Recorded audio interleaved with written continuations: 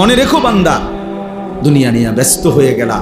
আলহাকুমুত তাকাসুর, দুনিয়া বাড়ানোর নেশা তোমাদেরকে আমি আল্লাহ থেকে, ইবাদত থেকে গাফেল করে দিল। হাত্তা জুরতুমুল মাকাবির, মনে রেখো এরই মধ্যে একদিন তুমি পৌঁছে যাবে কবরস্থানে। মনোযোগ দিলেও মরে যাইবা, অমনোযোগ হইলেও মরে যাইবা, সেজদা দিলেও মরে যাইবা, নাফরমানি করলেও মরে যাইবা। ইব্রাহিম নবীরও মৃত্যু হয়েছে, নমরুদেরও মৃত্যু হয়েছে, মুসা নবীও ইন্তেকাল করছে, ফেরাউনও কি করছে। তার মানে অনুগত থাকে নাই, অবাধ্য থাকে নাই, চলেই যাবা। তবে কাল্লা সাউফা তা'লামুন, আল্লাহ বলেন অচিরেই কবরে আমি আল্লাহ তোমারে জানায় দেব, বুঝায় দেব আমার এক এক নাফরমানির শাস্তি আমি দেখায় দেব। হাদিসের মধ্যে আছে আল্লাহর নবী সাল্লাল্লাহু আলাইহি সাল্লাম সাহাবীর কবর দেখে,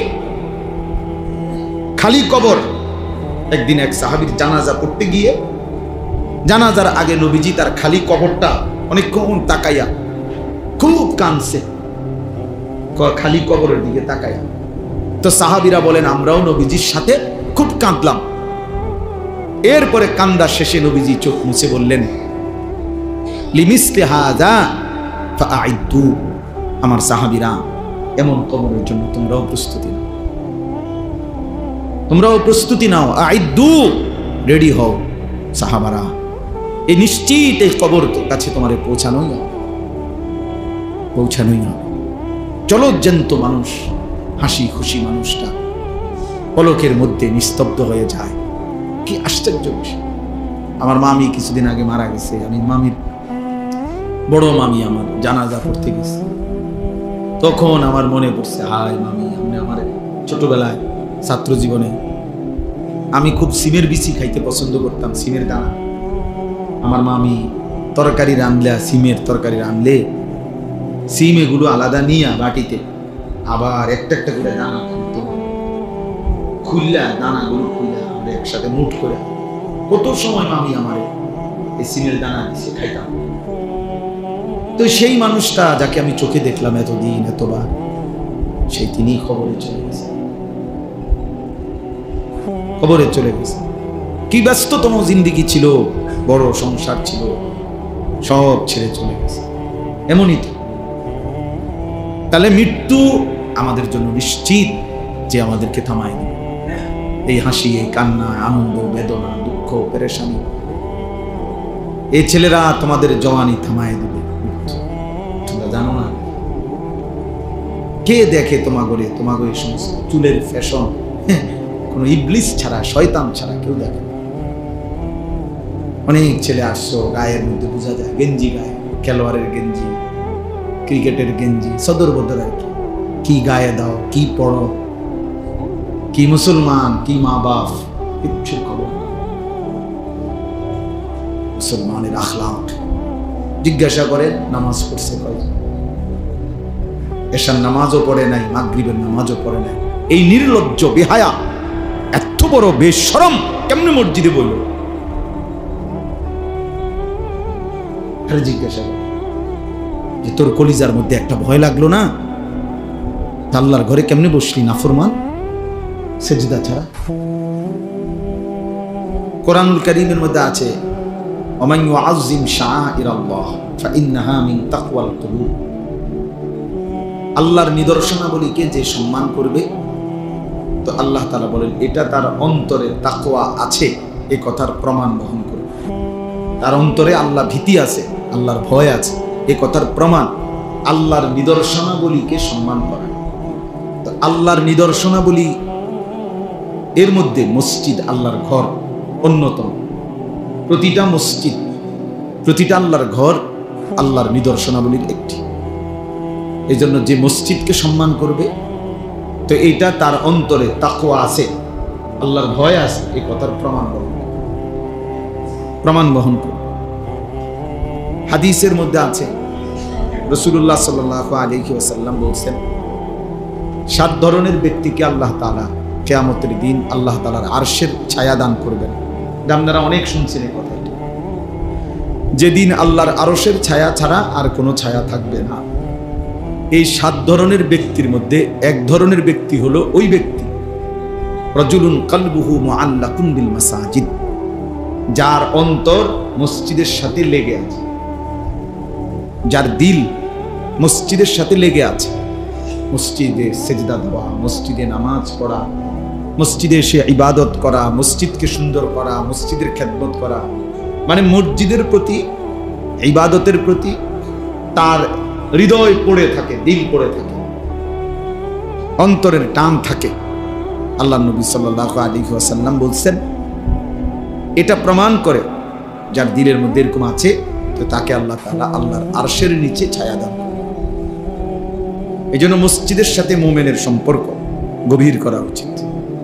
হাদিসের মধ্যে আছে, বান্দা যখন মসজিদে ঢোকে তো সে আল্লাহ তাআলার মেহমান হয়ে যায়, আর আল্লাহ তাআলা সেই মেহমানকে প্রথম আপ্যায়ন করে তার অগণিত গুনাহ মাফ করে দেয়। এটাই প্রথম মেহমানদারি। ওয়াকিরাহু আল মাগফিরা, মসজিদে আল্লাহর পক্ষ থেকে প্রথম মেহমানদারি হলো শরবত না, বরং গুনাহ মাফ, বান্দার গুনাহ মাফ করে দেয়। এজন্য মসজিদকে ভালোবাসা, মসজিদের প্রতি হৃদয়ের টান থাকা, মসজিদে এসে নামাজ পড়া, মসজিদে সবসময় অন্তরে মসজিদের প্রতি ভালোবাসা, এটা অনেক বড় একটা নিয়ামত। আবার দেখেন, এর বিপরীতে মসজিদে অনর্থক কথা বলা, আওয়াজ বড় করা, শোরগোল করা, অনর্থক নেতাগিরি, মাতবরি, অহংকার, বড়াই, ঝগড়া, এগুলো করা, এটা কিয়ামতের একটি মন্দ চিহ্ন, আলামত, কিয়ামতের মন্দ আলামত। আল্লাহ নবী সাল্লাল্লাহু আলাইহি ওয়াসাল্লাম বলছেন, যাহারাতিল আসওয়াতু ফিল মাসাজিদ, গেটের জায়গা ছেড়ে বসেন, গেটের জায়গা ছেড়ে ডানে বামে বসেন, গেটের জায়গা আটকায় ফেললে, আলম ভাই আপনিও বইয়া লাইছেন তো, তার বইব কেন? গেটের জায়গা ছেড়ে দেন, তাহলে তো বইব কেমনে পরের লোকজন। আল্লাহ নবী সাল্লাল্লাহু আলাইহি ওয়াসাল্লাম বলছেন, যাহারাতিল আসওয়াতু ফিল মাসাজিদ, কিয়ামতের একটি মন্দ চিহ্ন যে মসজিদের মধ্যে আওয়াজ বেড়ে যায়, মানে মসজিদে ফালতু কথা, বেহুদা কথা, অনর্থক কথা, এটা বেড়ে যাওয়া, বেহুদা কথা বলা, এটা কিয়ামতের একটি অপছন্দনীয়, নিন্দনীয়, মন্দ আলামত। এজন্য আপনারা যারা আছেন প্রত্যেকেই মনে রাখবেন, মসজিদে কোনো রকম যেন গুনাহ না হয়। মসজিদের আজমত, মসজিদের সম্মান অনেক বেশি, অনেক বেশি। আমি যে জন্য শুরুতে ঢুকা বললাম ছেলেদেরকে যে বাবা তুমি এটা মসজিদ, ফাজলামি করলে বাইরে চলে গেলে বাবা, আল্লাহর ঘর মসজিদে তামাশা করা, দুষ্টমি করা, এটা অনেক বড় একটা অপরাধ। কোন জায়গার সম্মান যেমন বেশি, ওই জায়গার অপরাধেরও মাত্রা, অপরাধের শাস্তির পরিমাণও বেশি। এজন্য সমস্ত উলামায়ে কেরাম বলছে, মক্কা শরীফ আল্লাহর ঘরের কাছে, মসজিদে হারাম, ওটার মধ্যে একটা আমলে একটি সেজদা 1 লক্ষ সেজদার সমান। তাহলে নেকি যেমন 1 লক্ষ, অনেক বেশি, তো গুনার শাস্তিও অনেক বেশি, অপরাধের শাস্তিও অনেক বেশি। এই কারণে মসজিদের আজমত, মসজিদের প্রতি সম্মান, আন্তরিকতা প্রত্যেকের ভিতরে থাকা চাই। আমরা আমাদের সমাজে এ ব্যাপারে যত্নবান কম, অনেক যত্নবান। অনেক মসজিদে কিশোর বয়সী ছোট বাচ্চা, 14-15 বছর হয়ে গেছে, এমন ছেলে পেলেও এত দুষ্টামি করে, এত কথাবার্তা, এত তামাশা, মস্কারি, ঠাট্টা, দোতলায়, নিচতলায়, বারান্দায় ফাজলামির একটা মানে আখড়া বানায় ফেলে। জুমার বয়ান হয়, ইমাম সাহেব বয়ান করে, আর কিছু দুষ্ট ছেলে পেলে আছে, পুরাটা টাইম যন্ত্রণা দেয়, কষ্ট দেয়। আহা, অপদার্থ সন্তান জানেও না যে আল্লাহর ঘরের আজমত কি। কেউ তারে কোনোদিন শিখায়ও নাই যে আল্লাহর ঘরের সম্মান। অথচ টেলিভিশন দেখতে বসলে মা বুঝাই দিছে যে সাবধান, কথা বলবা না, চুপ থাকো। বাবা শিখাই দিছে। টেলিভিশন দেখলে, নর্তকীর নাচ দেখলে চুপ করায় দেয়।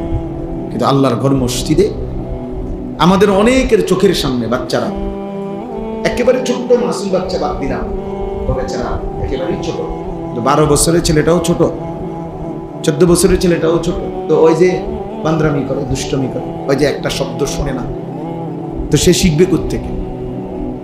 শিখবে কোত্থেকে? শরীয়তের মাসআলা জানবে কোত্থেকে যদি নাই শুনে? নাই শুনলে আমল করবে কিভাবে?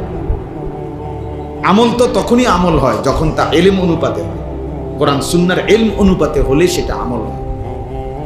এমনিতে আপনার মন মতো আমল করলে, নিজের ইচ্ছা মতো, এই যে আপনাদের মাঝ বয়সী বয়স্ক অনেক লোক আছে, হাজার বললেও কোটিবারও যদি বলে, যদি ফাও ধরে, তারপরও উনি উনার সূরা কেরাত শুদ্ধ করবেন। কিছু বয়স্ক লোক আছে এমন গোয়ার, যে মানে বুঝে যে উনার সূরা অশুদ্ধ, দোয়া কালাম অশুদ্ধ, কিন্তু দুনিয়ার কোনো কথা দিয়া ওনাকে এটা বোঝানো যায়। কোনো ইবলিস ওনাকে কলিজার ভিতরে বুঝাই দিচ্ছে যে অসুবিধা নেই, আল্লাহ ভরসা, এই যে এরম ফরিয়ে দিন, এটা অন্য কেউ বুঝাই দিচ্ছে তার কলজে, যে মাইতো না চাই হুজুরা কইবই আল্লাহ ভরসা। এখন আল্লাহ বলছে কিনা আপনারা বলেন, যে আল্লাহ যদি বলে, আপনারা শুনছেন যে আল্লাহ বলছে যে বান্দা তুমি ভুলের উপরে, মিথ্যার উপরে, ভুলের উপরে মৃত্যু পর্যন্ত থাকো, আমি ভরসা, এটা আল্লাহ বলছি। তো তো আমাদের কে ভরসা দিল? আপনার এই ভরসাটা দিল কি? আফসুসের ব্যাপার, আফসুসের ব্যাপার। 60 বছর 50 বছর হয়ে গেছে, এই কথাটুকুও বোঝে না যে আমার সূরা, আমার কেরাত, আমার দোয়া, আমার তাসবিহ, আমার আত্তাহিয়াতু, আমার দুরূদ শরীফ, আমার দোয়া কুনু। ওই ছেলেরা, হয়তো এখন ঢুকো, পরে যে সময় একটা পোটলা দিব ওই সময় ঢুকো না। আসো, এখন আসো, পরে আর কাউরে ঢুকতে দেওয়া হবে না। হ্যাঁ, কিছু খবর নেয়, মনে করেন কিছু আছে খবর নেই, কিছু দিবনি। এবার যদি রাত 2টাও বাজে ঘুরবো, বুঝলেন? যদি রাত 2টাও বাজে, সারা রাতও লাগে, তারপরও ঘুরবো। আফসুস, মানে জীবন মানেই শুধু এই 2টা বিরিয়ানি, 1 প্লেট খিচুড়ি, 2টা জিলাপি, এই জিন্দিগি। আবার আগের মতো তামাশা, আগের মতো বেনামাজি জিন্দিগি, আগের মতো অসভ্যতা। আসলো কেন পৃথিবীতে? মরবেই বা কেন? করবেই কি? কিচ্ছু জানেন, কিচ্ছু জানেন। আফসুস হয়েছে ওই জীবনের উপরে, আফসুস যে জীবন জানে না আমি আসছি কোত্থেকে, আমার করণীয় কি, কেন আসলাম, কি করছি। জীবনের যার কোনো লক্ষ্য উদ্দেশ্য নাই, গন্তব্য নাই, মঞ্জিল যে চেনে না, আমি যাব কোথায়, পৌঁছবো কোথায়, থামবো কোথায়, এটা যার মধ্যে জানা নাই, ওই বাস্তবিক অর্থেই মনে রাখেন ওই কোনো মানুষ, ওই জন্তু জানোয়ার। কোরআন বলছে ওকে জানোয়ারই বলছে। জানোয়ারেরই কোনো নির্দিষ্ট টার্গেট নাই, তার দরকারও নাই। টার্গেট দিয়ে করবো কি? কোনো গরু, ছাগল, কুকুর, বিড়ালে টার্গেট দিয়ে করবে কি? তার তো কোনো হালালও নাই, হারামও নাই, জায়েজ না জায়েজ কিছু নেই, তার জন্য কোনো বিধান নাই, দিন নাই, শরীয়ত নেই। কিন্তু ইনসানের জন্য বিধান আছে, হালাল হারাম আছে, জায়েজ না জায়েজ আছে, করণীয় বর্জনীয় আছে। কারণ তার জন্য আখিরাত আছে, তার জন্য হিসাব আছে, তার জন্য বিচারের মাঠ আছে, তার জন্য আমলনামা প্রস্তুত হচ্ছে, তার আমলনামা মিজানের পাল্লায় ওজন হবে, তাকে ফুলসিরাত পার হইতে হবে, তাকে জান্নাত কিংবা জাহান্নামে যেতে হবে। এটা গরু ছাগলের নাই, এটা জন্তু জানোয়ারের নাই। তাইলে সোজা হিসাব, যে তার হালাল হারাম বুঝে না, জায়েজ না জায়েজ বোঝে না, করণীয় বর্জনীয় বুঝে না, তো সে বাস্তবিক অর্থে কোনো মানুষ না, সে জানোয়ার, সে হাইওয়ান, যার মধ্যে কোনো তামিজ নাই, মানে পার্থক্য শক্তি নাই, পার্থক্য শক্তি। তাইলে বাবা বলতেছিলাম আল্লাহর ঘর মসজিদের কথা বলছি। মসজিদের আজমত জরুরি, মসজিদে জুমার বয়ান গুরুত্বপূর্ণ, মসজিদের ইমাম সাহেবকে সম্মান করা খুব গুরুত্বপূর্ণ, মুয়াজ্জিনকে সম্মান করা খুব গুরুত্বপূর্ণ।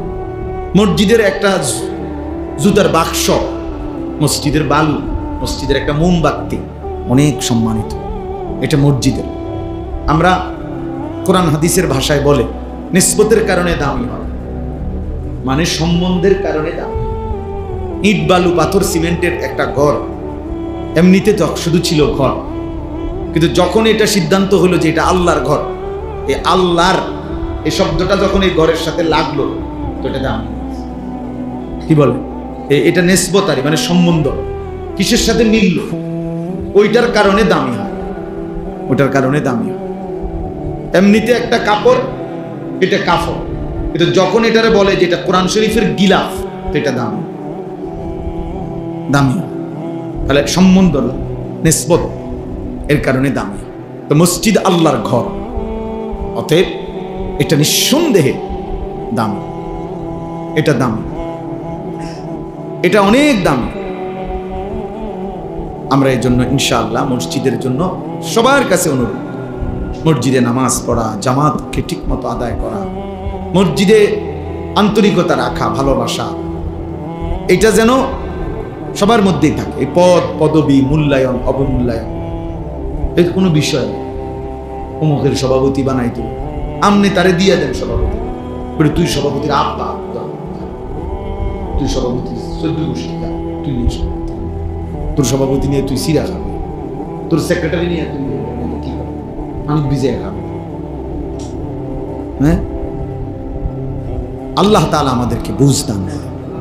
আখিরাতে ইন্নাল্লাহা লা ইয়ানজুরু ইলা সুওয়ারিকুম ওয়ালা ইলা আজসামিকুম, নবী সাল্লাল্লাহু আলাইহি ওয়াসাল্লাম বলেন হাসরের ময়দানে নিশ্চয়ই আল্লাহ তাআলা তোমাদের চেহারা দেখবেন না, তোমাদের শরীর দেখবেন না, ওয়ালাকিন্নাল্লাহা ইয়ানজুরু ইলা কুলুবিকুম ওয়া আ'মালিকুম, বরং আল্লাহ তাআলা তোমাদের দিল দেখবেন এবং তোমাদের আমল দেখবেন।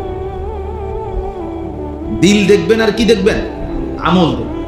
এর ভিত্তিতে আল্লাহ তাআলা ফয়সালা করবেন।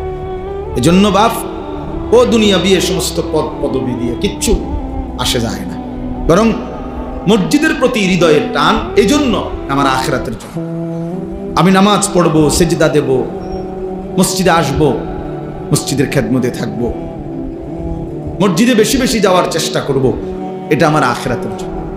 হাদিসের মধ্যে আছে বাশশিরিল মাশাঈন ফি যুলামি ইলাল মাসাজিদ বিন-নূরিত তাম্মি ইয়াউমাল কিয়ামা। আজীব হাদিস। নবী সাল্লাল্লাহু আলাইহি সাল্লাম বলছে অন্ধকারের মধ্যে, মানে এশার নামাজ এবং ফজরের নামাজ, অন্ধকারের মধ্যে যারা বেশি বেশি মসজিদে গমন করে, হে নবী কিয়ামতের দিন ফুলসিরাতের গোড়ায় তাদের জন্য পরিপূর্ণ আলোর সুসংবাদ দান করে। বিন-নূরিত তাম, পূর্ণ আলো, মানে হাদিসের মধ্যে আছে ফুলসিরাত 30,000 বছরের রাস্তা, যেটা সকলকেই পার হইতে হবে। ওয়া ইম মিনকুম ইল্লা ওয়ারিদুহা, আল্লাহ তাআলা কোরআনে বলছে এমন কেউ হবে না যাকে এটা পার হতে হবে, সে নবী হোক, সে ওলি হোক, আর সে কাফের হোক, মানে অনুগত অবাধ্য, সকলকে এটার উপরে কি করতে হবে? পার হইতে হবে, পার হইতে হবে। তো এই 30,000 বছরের রাস্তার যে পুলসিরাত, এটা নবী সাল্লাল্লাহু আলাইহি সাল্লাম বলছে এটা অন্ধকার থাকবে, একেবারে অমাবস্যার ঘুটঘুটে অন্ধকার। প্রত্যেক মুমিনের ঈমানের সাথে তার আমলের পরিমাণ অনুপাতে ওই ফুলসিরাতের গোড়ায় যখন যাবে, প্রত্যেক ঈমানদারের, ঈমান শর্ত, প্রত্যেক ঈমানদারের তার আমলের পরিমাণ অনুপাতে ওই গোড়ায় গেলে আল্লাহর কুদরতে তার জন্য ওই পরিমাণ আলো জ্বলবে। এই জন্য সবার আলো একরকম হবে না, আলগা লাইট না, আমরা টামনের আলো, আমারটা আমার, আমারটা আমার। এই ক্ষেত্রে নবীজি সাল্লাল্লাহু আলাইহি ওয়াসাল্লাম বলছেন যে অন্ধকারের মধ্যে, মানে এশার নামাজ এবং ফজরের নামাজ, এই দুই নামাজ অন্ধকারের নামাজ নাকি? কথা বলেন। এশার নামাজ তো পুরা অন্ধকার, আর ফজরের নামাজ আবসা অন্ধকার। এই দুই অন্ধকারের মধ্যে যে মসজিদে যায় বেশি বেশি, আল্লাহ নবী সাল্লাল্লাহু আলাইহি সাল্লাম বলেন ফুলসিরাতে তার জন্য পূর্ণ আলো জ্বলে।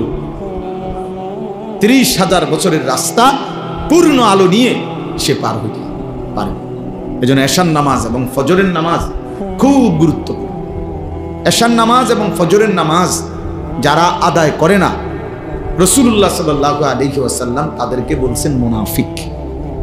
একেবারে স্পষ্ট বুখারীর হাদিস। ওই অপদার্থ হলো মুনাফিক, যে অপদার্থ এশা এবং ফজরের নামাজ পড়ে না। এই দৃষ্টিতে আপনাদের আমাদের অসংখ্য সন্তান, অসংখ্য মুসলমান যারা প্রতিনিয়ত ফজরের নামাজ পড়ে না, এদেরকে বলে রাখেন যে প্রত্যেকেই যেন ভোটার আইডি কার্ড, জন্ম নিবন্ধন সনদ এবং পাসপোর্ট যেখানে ধর্মের পাশে ইসলাম লিখছে এটা যেন চেঞ্জ করে, বরং এটা যেন শুধরাইয়া লিখে নেয় এফিডেভিট করে যে আসলে আমি মুসলমান না, আমি মুনাফিক। কেন? আমি ফজরের নামাজ পড়ি না, ফজরের নামাজ পড়ার জন্য কোনো প্রস্তুতিও নাই, আমার মানসিকতাও না। এমন অসংখ্য জানোয়ার আছে, হাইওয়ান আছে, যে হাইওয়ানের কলিজার ভিতরেও খোদার এক বছরে 365 দিনে কোনোদিন এই জানোয়ার বলতে পারবে না ফজরের নামাজ কাকে বলে। এটা আস্তা জানোয়ার, আস্তা জানোয়ার, এটা পুরাটা জানোয়ার, এটা পুরাটা জানোয়ার। এটা মানুষ নামের পশু ছাড়া আর কিছু। 365 দিন নাফরমান, তুই মানুষের বাচ্চা বেটা, কোনোদিন ফজরের নামাজ পড়বি না। এত বড় বেহায়া বেশরম মুসলমান হয় কেন? এত বড় নিকৃষ্ট মানুষ মুসলমান হবে? মুনাফিক। আল্লাহ রাসূল বলছে বেটা, নবী বলছে মুনাফিক, এটা আস্তা মুনাফিক। আর মুনাফিক সমস্ত বেঈমানের মধ্যে সবচেয়ে নিকৃষ্ট হলো কে? যত লোক আল্লাহর নাফরমান তার মধ্যে মুনাফিক হলো সবচেয়ে নিকৃষ্ট। হযরত আব্দুল্লাহ ইবনে ওমর, হাদিসে আছে, নবীজির বিখ্যাত সাহাবী আব্দুল্লাহ ইবনে ওমর রাদিয়াল্লাহু তাআলা আনহুমা, তিনি বলছেন নবীজির জামানায় আমরা মুনাফিক চিনতাম এশা এবং ফজরের জামাতে অনুপস্থিতি দেখে। হাদিস এটা। উনি বলেন আমরা চিনতাম মুনাফিককে আমাদের মাঝে, তো আমরা খুঁজতাম, বুঝতাম ফজর এবং এশার নামাজে অনুপস্থিত হতো। এই জন্য হযরত আব্দুল্লাহ ইবনে মাসউদ বলে যে রাসূলের জামানায়, সাহাবাদের জামানায় লজ্জায় শরমে যাতে দাগ না পড়ে যায়, চিহ্নিত হয়ে না যায়, এজন্য মুনাফিক যারা মুনাফিক ছিল বাস্তবিক অর্থে, তারাও রাসূলের জামানায় ফজরের নামাজ মিস করতো না। কারণ মিস করলে তো মানুষ কইবে তুই মুনাফিক, অথচ সে বাস্তবিকে কি? মুনাফিক। কিন্তু মানুষ যাতে তারা না চিনে, না বুঝে, এই জন্য কি করতো? আমার মুসলমান নামধারী এই হাইওয়ান, মুসলমানের বাচ্চা, আর বাপ মুসলমান, তার মা মুসলমান, জানোয়ার একদিনও ফজরের নামাজ পড়ে। বাপেও বেটকা হে বেটা বইয়া বইয়া বিড়ি গা, চা দোয়ানে গপ মারে। আল্লাহর রহমতে আপনার দোয়ায় জিফুত একটা লাইন হইছে, কিতা লাইন হইছে? টেয়া ফাড়া, বিদেশ লাইন হইছে। টেয়া ফাড়াইলে বুঝি লাইন হয়? হ্যাঁ, বিদেশ গেলেই বুঝি জিফুত লাইন হয়ে গেছে। এটা বুঝি কত হইল? আর আমরা যারা দেশে আমরা সিরিয়া খাই, এটা বুঝি কথা হল। বিদেশ যাওয়া নিষেধ না, এটা গুনাহ, এটাও বলি না, কিন্তু এটা বুঝি এটা কথা হইল যে আল্লাহর রহমতে তারা 3 জন একটা লাইনে পড়ছে। কিতা? টেহা রোজগার করে, টাকা রোজগার করে, এবারে খুশি, মানুষের তে গপ মারে, চা দোয়ানে বই। হ্যাঁ, লম্বা লম্বা কথা, লম্বা লম্বা, ভালো খাইতে পারতেছে, শেষ বয়স, আপেল খায়, মালটা খায়, চা খায়, বম খায়, গপ মারে, আর কি বাজার হইতেছে, খাইতে আছে, ফুতে টেয়া ফাটাইতে, হালাল হারাম এত কিছু তো অনেক সময় আসেনি। হালাল না হারাম সেটা দরকার কি? আমার দরকার টাকা, আমার দরকার বাতে না। আস্তাগফিরুল্লাহ, আস্তাগফিরুল্লাহ। ভুলে গেলে চলবে না, আখিরাত নিশ্চিত, মৃত্যু আমাদের নিশ্চিত, কবর আমাদের নিশ্চিত, ভুলে গেলে চলবে। জাহান্নামের আযাব বড় ভয়ানক আযাব, বড় ভয়ানক আযাব। আল্লাহ তাআলা কোরআনুল কারীমে বলছেন, কাল্লা সাউফা তা'লামুন, বান্দা শোনো, মনে রেখো বান্দা, দুনিয়া নিয়ে ব্যস্ত হয়ে গেলা, আলহাকুমুত তাকাসুর, দুনিয়া বাড়ানোর নেশা তোমাদেরকে আমি আল্লাহ থেকে, ইবাদত থেকে গাফেল করে দিল। হাত্তা জুরতুমুল মাকাবির, মনে রেখো এরই মধ্যে একদিন তুমি পৌঁছে যাবে কবরস্থান। মনোযোগ দিলেও মরে যাইবা, অমনোযোগ হইলেও মরে যাইবা, সেজদা দিলেও মরে যাইবা, নাফরমানি করলেও মরে যাবে। ইব্রাহিম নবীরও মৃত্যু হয়েছে, নমরুদেরও মৃত্যু হয়েছে, মুসা নবীও ইন্তেকাল করছে, ফেরাউনও কি করছে? তার মানে অনুগত থাকে নাই, অবাধ্য থাকে নাই, চলেই যাবা। তবে কাল্লা সাউফা তা'লামুন, আল্লাহ বলেন অচিরেই কবরে আমি আল্লাহ তোমারে জানায় দেব, বুঝায় দেব আমার এক এক নাফরমানির শাস্তি আমি দেখায় দেব। হাদিসের মধ্যে আছে, আল্লাহর নবী সাল্লাল্লাহু আলাইহি সাল্লাম সাহাবীর কবর দেখে, খালি কবর, একদিন এক সাহাবীর জানাজা পড়তে গিয়ে, জানাজার আগে নবীজি তার খালি কবরটা অনেকক্ষণ তাকাইয়া খুব কাঁদছে, খালি কবরের দিকে তাকায়। তো সাহাবীরা বলেন আমরাও নবীজির সাথে খুব কাঁদলাম। এরপরে কান্দা শেষে নবীজি চোখ মুছে বললেন, লিমিসলি হাযা ফাআইদু, আমার সাহাবীরা এমন কবরের জন্য তোমরাও প্রস্তুতি নাও, তোমরাও প্রস্তুতি নাও। আইদু, রেডি হও সাহাবারা, এই নিশ্চিত এই কবর তো কাছে তোমার পৌঁছানোই হবে। জলজ্জান্ত মানুষ, হাসি খুশি মানুষটা পলকের মধ্যে নিস্তব্ধ হয়ে যায়। কি আশ্চর্য বিষয়। আমার মামি কিছুদিন আগে মারা গেছে। আমি মামির বড় মামি আমার জানাজা পড়তে গেছে। তখন আমার মনে পড়ছে, হায় মামি, আমি আমার ছোটবেলায় ছাত্র জীবনে আমি খুব সিমের বিচি খাইতে পছন্দ করতাম, সিমের দানা। আমার মামি তরকারি রাঁধলে, সিমের তরকারি রাঁধলে সিম এগুলো আলাদা নিয়ে বাটিতে আবার একটা একটা করে দানা খুললা, দানাগুলো খুললা আমরা একসাথে মুঠ করে কত সময় মামি আমার এই সিমের দানা দিছে, খাইতাম। তো সেই মানুষটা যাকে আমি চোখে দেখলাম এতদিন এতবার, সেই তিনি খবরে চলে গেছে, খবরে চলে গেছে। কি ব্যস্ততম জিন্দেগি ছিল, বড় সংসার ছিল, সব ছেড়ে চলে গেছে। এমনই তো। তাহলে মৃত্যু আমাদের জন্য নিশ্চিত যে আমাদেরকে থামায় দেবে। এই হাসি, এই কান্না, আনন্দ, বেদনা, দুঃখ, পেরেশানি, এই ছেলেরা তোমাদের জওয়ানি থামায় দেবে। তোমরা জানো না কে দেখে তোমাগরে সমস্ত চুলের ফ্যাশন, কোন ইবলিস ছাড়া, শয়তান ছাড়া কেউ দেখে। অনেক ছেলে আসছো, গায়ের মধ্যে বোঝা যায় গেঞ্জি, গায়ে খেলোয়াড়ের গেঞ্জি, ক্রিকেটের গেঞ্জি, সদর বদল আর কি গায়ে দাও, কি পড়ো, কি মুসলমান, কি মা বাপ, কিচ্ছু খবর না। মুসলমানের আখলাক জিজ্ঞাসা করে, নামাজ পড়ছে কয়জন? এশার নামাজও পড়ে নাই, মাগরিবের নামাজও পড়ে নাই। এই নির্লজ্জ বেহায়া, এত বড় বেশরম কেমনে মসজিদে বইল? খালি জিজ্ঞাসা করে যে তোর কলিজার মধ্যে একটা ভয় লাগলো না? আল্লাহর ঘরে কেমনে বসলি নাফরমান, সেজদা ছাড়া? তোর মা তোরে কোনোদিন নামাজের সবক দেয় না? বাবা তোমারে কোনোদিন নামাজের সবক দেয় নাই? এক মা বাপ সন্তানকে লালন পালন করছে, এই ছোটবেলায় এত আদর সোহাগ দিয়া বাচ্চাকে বড় করছে এক মা বাপ। 14 বছর 16 বছর বয়সে এই মা বাবা এই আশাই বড় করছে যে বয়ে বয়ে মোবাইল টিপবা, নারী দেখবা, ছবি দেখ। হায় হায় জানোয়ার, এই জন্য তোর মা তোরে দুধ খাওয়ায় না। তুই মায়ের দুধের কলঙ্ক, মায়ের রক্তের কলঙ্ক।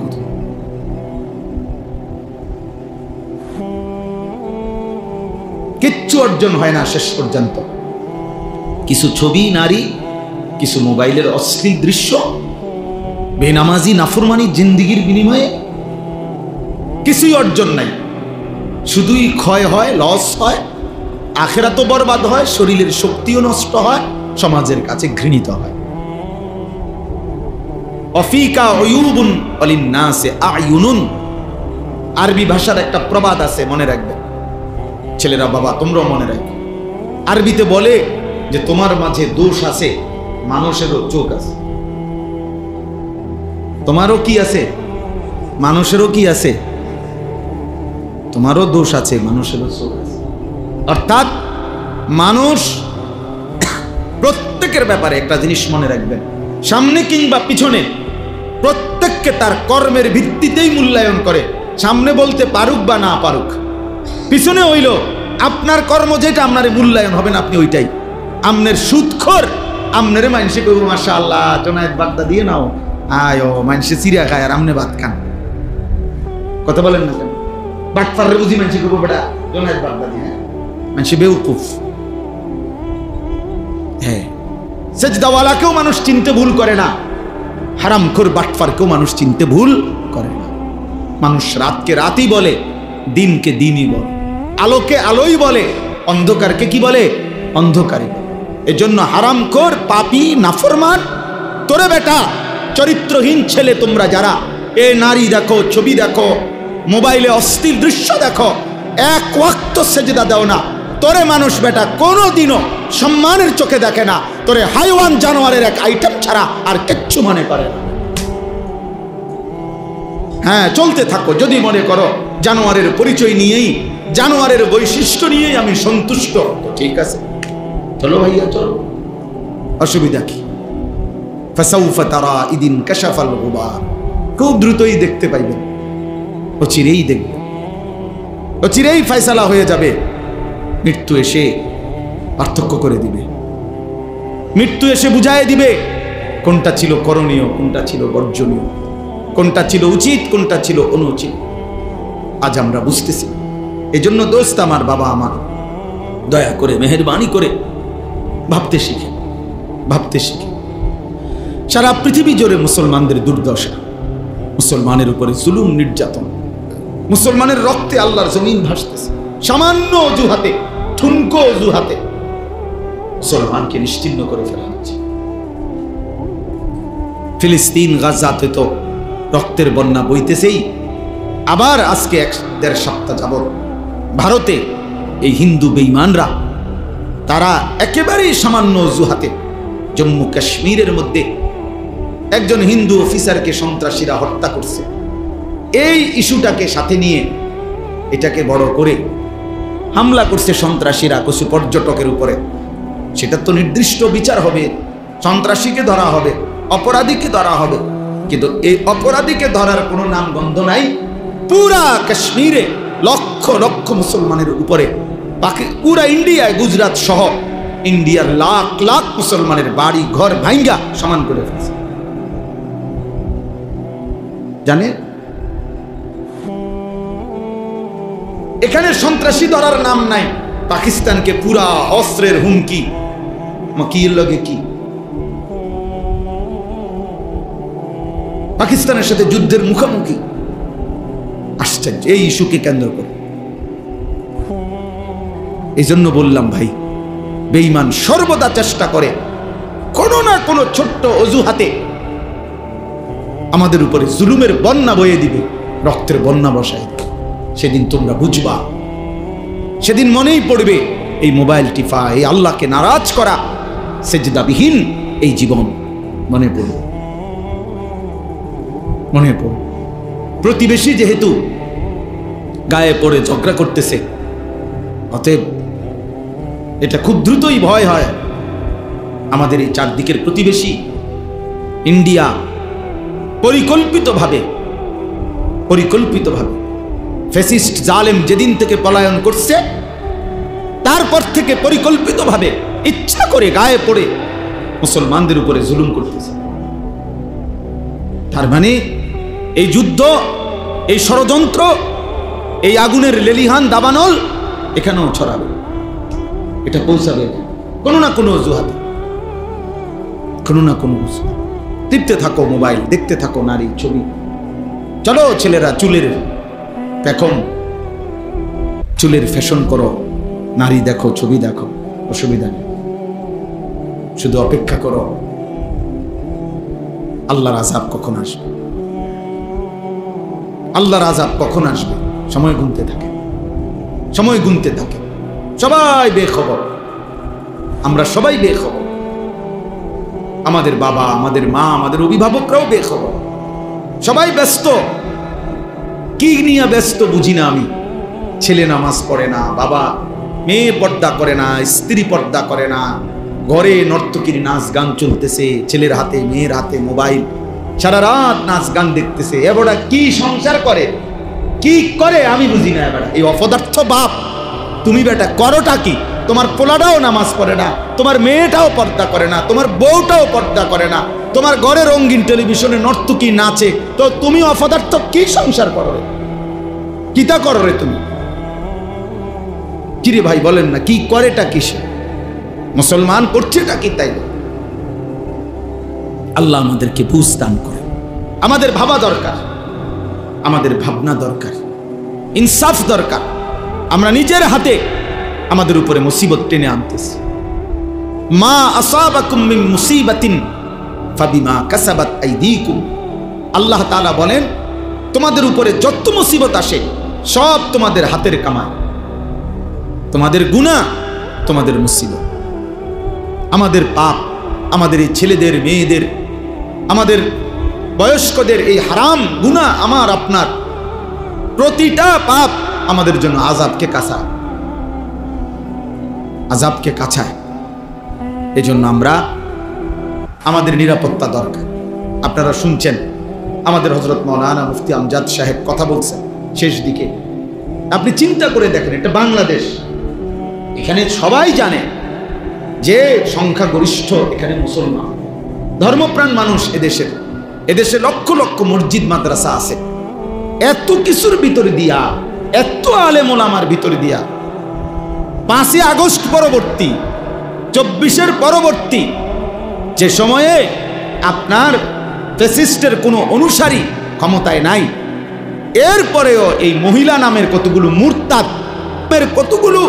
মুরতাদ বেঈমান বাংলাদেশের জমিনে সরকারের কাছে এই প্রস্তাবনা দিছে যে সরাসরি আল্লাহর কোরআনকে চেঞ্জ করা। এত বড় সাহস! বিষয়টা তো শুধু প্রতিবাদ না, এটা চিন্তা করার বিষয় যে মানে এই সময় আইয়া এই সাহসটা হইল কেমন? তাহলে এরা কত বড় নিকৃষ্ট, কত বড় জঘন্য, মানবতার কি পরিমাণ দুশ্মন। একটি সমাজের জন্য প্রস্তাব দিছে যে ছেলে মেয়ে বিবাহ ধর্মের বন্ধনে, বিবাহ বন্ধন ধর্মের ভিত্তিতে বিবাহ বন্ধনে আবদ্ধ হয়ে না হয়ে যদি নিজেদের ইচ্ছে মতো, পছন্দ মতো তারা যদি একত্রে থাকতে চায়, রাষ্ট্র সমাজ কেউ বাধাগ্রস্ত করতে পারবে না। এই আইন, এটা আইন। তার মানে কি? ছেলে মেয়ে যেখানে মন চায় কুত্তার মতো শুইয়া লাইব, যার যেখানে মন চায়। এই সমাজ টিকবে তো? তাইলে যৌনকর্মী, বেশ্যা, পতিতা পৃথিবীর ইতিহাসে, মানবতার ইতিহাসে কোন জায়গায় একেবারে সামান্যতম মনুষ্যত্ব যার মধ্যে আছে, তারা এটা একটি জঘন্য অপরাধ, নারীর এই অসভ্যতা, কোন নারী দেহ বিক্রি করা, নাউজুবিল্লাহ। এই মুরতাদরা, এই নারী সংস্কার কমিশনের এই মুরতাদগুলো প্রকাশ্যে প্রস্তাবনা লিখছে যে এই যৌনকর্মী, বেশ্যা, পতিতাকে রাষ্ট্রীয়ভাবে শ্রমিক হিসাবে স্বীকৃতি দিতে হবে। এরা শ্রমিক, এরা ওয়ার্কার। আপনি চিন্তা করছেন এই সমাজ কোথায় গিয়ে পৌঁছে? অর্থাৎ ছেলেদেরকে, মেয়েদেরকে প্রকাশ্যে আমন্ত্রণ জানাইছে, তোমরা আরেকটু সবর করো, তোমাদের অবাধ জিনা ব্যভিচারের জন্য একদম প্রকাশ্য ব্যবস্থা করে দিচ্ছি, আরেকটু সবর করো, আরেকটু সবর করো। তাইলে ভেবে দেখেন, পিছনে বেঈমানের মদদ, কাফের মুশরিকদের মদদ ছাড়া তারা এটা করতে পারে? তাহলে আমরা কোথায় আছি? আমাদের এত মসজিদ, এত মাদ্রাসা, এত আজান, আমরা এত বিপুল পরিমাণ মুসলমানের সামনে দাঁড়াইয়া আল্লাহর কোরআনের বিরুদ্ধে এত বড় কথা বলতে পারা, এই সাহস এই বেঈমানরা কোথায় পাইল? বলেন। গত 2 দিন আমি উত্তরবঙ্গ ছিলাম, কুড়িগ্রাম, লালমনিরহাট, দিনাজপুর, গাইবান্ধা, 4 জেলা সফর করছি, বয়ান করছি। সেখানে নিজ চোখে দেখছি প্রকাশ্যে একেবারে খোলামেলা ওপেন আপনার খ্রিস্টানরা মুসলমানদেরকে খ্রিস্টান বানাচ্ছে। কসম আল্লাহ, শুধু দিনাজপুর জেলায় 793টা গির্জা আছে, একটা জেলা বাংলাদেশে খ্রিস্টানদের গির্জা, একটি জেলায়। সব মানুষগুলোকে অভাব, দারিদ্রতা, এই ভয় প্রলোভন দেখায় নির্দিষ্ট মাসিক ভাতা, বিভিন্ন ভাতা, টাকা পয়সা দিয়ে প্রকাশ্যে। আমি এমন একজন ব্যক্তির সাথে দেখা করছি, আর অনেকের সাথে 2 দিনে এই কাজেই গেছিলাম। এমন ব্যক্তিকে দেখছি, কসম বিশ্বাস করেন, আমি নিজে কথা বলছি ওই লোকের সাথে। এই লোক একটি মসজিদে ওইখানে 7 বছর জুমা পড়াইছে, জুম্মার খতিব, সে প্রকাশ্যে খ্রিস্টান। আল্লাহর কসম। কুড়িগ্রাম, ভাবতে পারেন তোমরা ছেলেরা আমাদের মাতৃভূমি তো বেটা অরক্ষিত বেটা। কিসের উপরে তোমরা এই ফ্যাশন করতেছ? কিসের উপরে মোবাইল টিপতেছ? কে তোমা করে এত সুখ তুম করে কে দিল? এত নিরাপত্তা তোমা করে কে দিল? বাপের কয়দিনের বিদেশের টাকা, সংসারের কিছু টাকা পয়সাকে এইভাবে অনাদরে অবহেলা শেষ করে দিচ্ছে। এরা ভাবতেও আসে না যে কি পরিমাণ মুসিবত দেশের উপরে আসছে। 8টা জেলা রংপুর বিভাগে একেবারে মাকড়সার জালের মতো খ্রিস্টান মিশনারিরা খ্রিস্টান বানাচ্ছে। সবগুলো আদিবাসী ওইখানে, এই যে সাঁওতাল জাতি বেশি, উপজাতি আর কি, এরা শতকরা 98 জন 99 জন খ্রিস্টান। আপনি ভাবেন, আপনি গিয়ে দেখে আসেন, চলেন আমি দেখাই। ভাবতে পারেন কাদিয়ানি, প্রকাশ্যে কাদিয়ানি বানাচ্ছে। বাংলাদেশে পঞ্চগড়ে কাদিয়ানিদের বিশাল এলাকা, আহমদনগর, এই গোলাম আহমদ কাদিয়ানির নাম, বিশাল বড় এরিয়া নিয়ে দখল করে গেছে প্রকাশ্যে। আরেকখানে গেছি, আরেক বেঈমান, সে নাকি মুসলমান হয়, তার কিছু পীর বলে এমনি এলাকার ভণ্ডয়ে নিয়ম চালু করছে। আপনার একজন তার অনুসারী যারা মুরিদ, এগুলারে একজন আরেকজনের সালাম দিয়া, প্রথমে সালাম দেয়, দিয়ে আবার এরকম প্রণাম করে।